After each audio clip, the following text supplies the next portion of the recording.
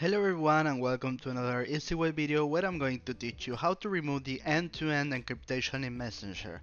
This is very simple, so you have to go to your Facebook. This works on mobile and PC, so I'm going to do it on PC, but it's the same procedure when you're on phone.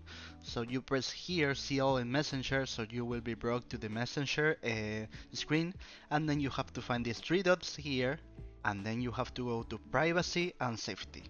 So here you have to press end-to-end encrypted chats. You press it, and here when secure storage is appearing, you have to press it, and then you have to disable this. So when you disable that, you will be able to have the end-to-end encryption in Messenger removed. So if this video was useful for you, please subscribe, like, comment, share, and press the bell in the subscription button for more videos. You can find out that we have a lot of videos for Facebook Messenger, Instagram, and everything you wanted. So this video helped you. Goodbye.